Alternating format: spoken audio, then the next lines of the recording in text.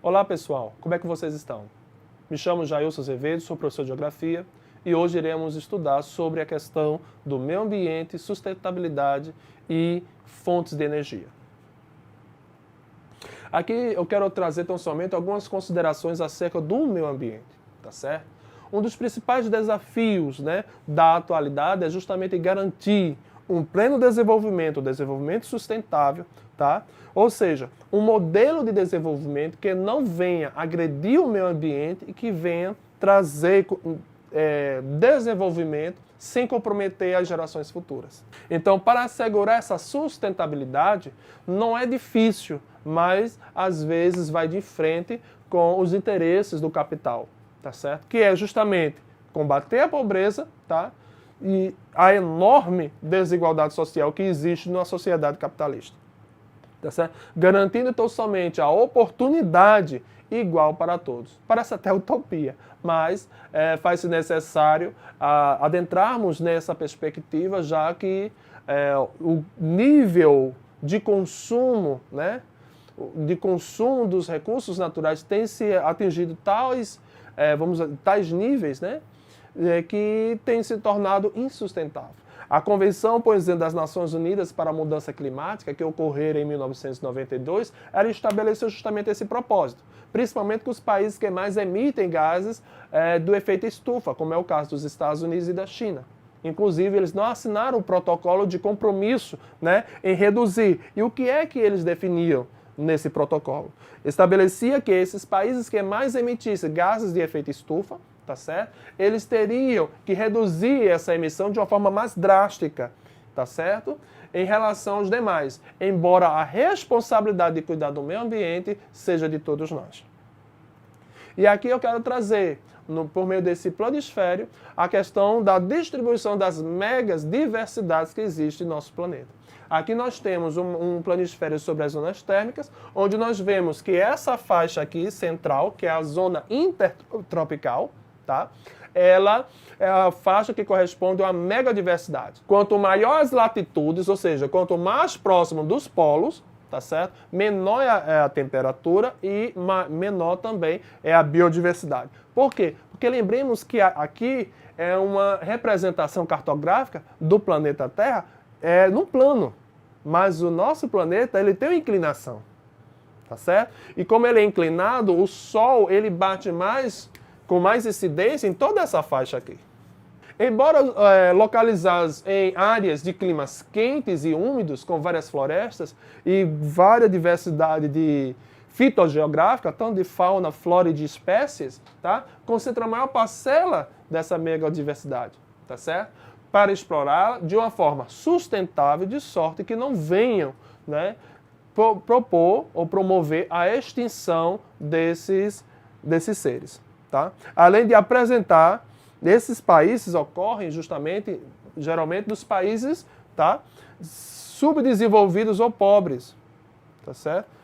Como no caso o Brasil, tá certo? O Congo, que tem uma floresta muito grande, e a região do arquipélago das Filipinas, a Malásia, tá certo?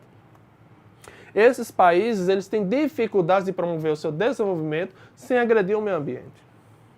E aqui nós temos as principais formações vegetais. Temos aqui a região da Oceania, que representada aqui pela Austrália. Temos o arquipélago da Indonésia. Temos a China, Índia, o Congo, Madagascar, África do Sul, Brasil. Toda essa parte aqui que corresponde à América Andina, tá? Os Estados Unidos, devido às florestas de coníferas, e o Alasca. Para promover esse desenvolvimento sustentável é necessário promover uma legislação ambiental. Por quê? Porque é necessário colocar algumas barreiras. No caso do Brasil, por exemplo, foi criado o Ministério do Desenvolvimento Urbano e do Meio Ambiente, e isso em 1985, tá certo? Ou seja, no ano em que ocorreu o fim da ditadura militar no Brasil. E na década seguinte deu origem ao atual Ministério de Meio Ambiente. E o que é que eles propôs? Também houve a criação do Instituto de Meio Ambiente e dos Recursos Naturais. Lembremos que recursos naturais é todo e qualquer recurso encontrado na natureza. Uma vez extraído, ele se torna matéria-prima. tá certo? Esse órgão, ele tem por responsabilidade o quê? Executar ações das políticas nacionais de meio ambiente, tá certo? Assim como conceder licenças ambientais e promover a fiscalização, que infelizmente é errônea, muitas vezes é incapaz de atender um tão grande país como o nosso, que tem dimensões continentais.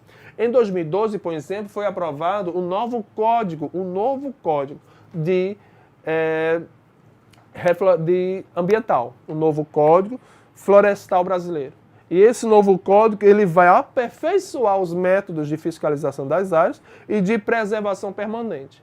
Infelizmente, existem poucas pessoas para fazer essa fiscalização. O ano passado, por exemplo, 2019, nós tivemos um índice de desmatamento muito grande na Amazônia.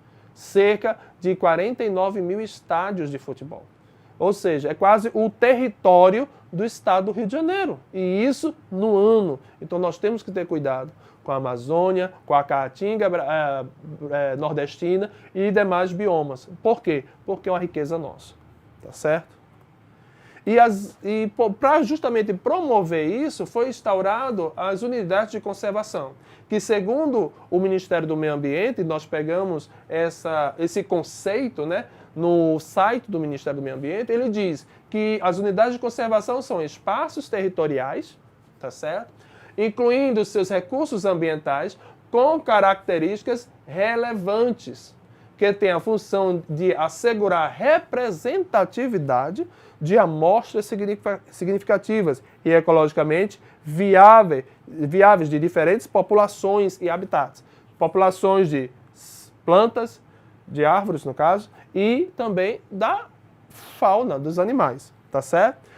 E ecossistemas do território nacional e das águas jurisdicionais, preservando o patrimônio biológico existente. Quando ele fala em águas jurisdicionais, né, jurisdicionais, ele está falando de água do território brasileiro.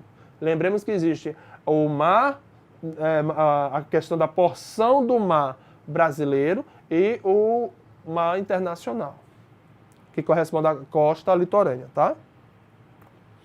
Temos aqui algumas unidades de conservação. Elas são divididas em alguns pontos, tá certo? Alguns tipos. Temos as unidades de proteção integral, que é praticamente para promover a não transformação, deixar aquela área intacta, tá certo? E apresenta normas bem restritivas. As pessoas não podem ir se direcionar a ela, não podem consumir nada lá, não podem promover pesquisa lá para que aquela área esteja intacta. São estação ecológica, reserva biológica, parque nacional, monumento natural e o refúgio da vida silvestre. Por quê? Porque é necessário para não promover a extinção da vida desses seres. Temos aqui também unidades de uso sustentável, onde lá se pode adentrar, tá certo? É uma área de conservação da natureza e é conciliada com o uso sustentável. Você pode ir para aquele lugar, mas você não pode consumir produtos lá, você não pode extrair nenhum recurso de lá. É mais, assim, uma área de proteção ambiental, né? Áreas tão somente que são relevantes para o interesse biológico. E aqui temos um mapa sobre justamente a distribuição das unidades de conservação, mapa este de 2017, tá certo? Das unidades de conservação no Brasil. E aqui temos os recursos estratégicos. O controle dos recursos naturais, especialmente os energéticos, é uma questão territorial estratégica, ou seja, é uma forma de promover o desenvolvimento econômico do país. Aqui entra a questão das hidrelétricas, aqui entra a questão da exploração dos recursos, né, das fontes de energias não renováveis, como os combustíveis fósseis. Tá certo? Logo, se faz necessário que os governos regularem, tá, a participação de empresas nacionais e internacionais na exploração desses recursos e estabelecer políticas. Por exemplo, a Petrobras, 55% é do Brasil, 45% pode ser estrangeira. Assim como outras empresas. Elas têm que ter uma parceria que nós conhecemos hoje como a questão da parceria público-privada. tá certo? No decorrer do processo de formação do território brasileiro, nós vemos as obras de infraestruturas voltadas justamente para a produção e a transmissão de energia. Elas foram fundamentais para a integração da região sudeste, né, com a região nordeste, com a região norte e com o centro-oeste. Porque lembremos que no início do processo de colonização, a atividade econômica está centralizada na região nordeste, no que diz respeito ao cultivo de cana-de-açúcar. Quando há uma crise, né, de concorrência com o açúcar das Antilhas, se encontra ouro em Minas Gerais por meio dos bandeirantes, né, eles promoviam adentrar para o interior, né, procurando as chamadas drogas do sertão e também os escravos que fugiam. Tá, encontraram o ouro, saíram do Nordeste, uma leva muito grande de pessoas, e de Minas Gerais foram para o interior de São Paulo para promover o cultivo do café, que até a segunda década do século XX, né, fora a principal economia do Brasil. Correspondia a 90% do PIB do Brasil. E foi fundamental para integrar as áreas mais distantes do litoral às áreas de maior densidade e ocupação mais antiga. E aqui nós temos a questão da hidrelétrica. Como é que ela funciona? A força das águas. Nós temos um país em que o território é basicamente de planície e de planalto. Região norte mais de planície, a região sudeste mais de planalto. E os rios de planalto, eles são muito bons para a produção de energia elétrica. Alguns rios, mesmo de planície, geralmente se faz uma barragem, onde se coloca justamente essa coluna, né, toda uma estrutura para barrar a passagem do rio, geralmente alaga as margens daquele rio, tá certo? E por meio de alguns canais, tá, essa água começa a jorrar para mover esse motor. Como nós podemos ver aqui, a barragem tem por objetivo conter o fluxo e permitir a formação de um reservatório, tá certo? E os sistemas de captação e adução de água, eles são formados por túneis, canais ou condutos metálicos que têm a função de levar a água até a casa de força, onde vai, por meio da energia das águas, da queda das águas, que é uma energia mecânica, mover esses reatores para transformar em energia elétrica. É bem simples, tá certo? Mover as turbinas, tá certo? Até, por último, há um vertedouro. Sua função é justamente permitir a saída da água sempre que a quantidade for maior que a necessária. Um exemplo, as barragens do nosso estado.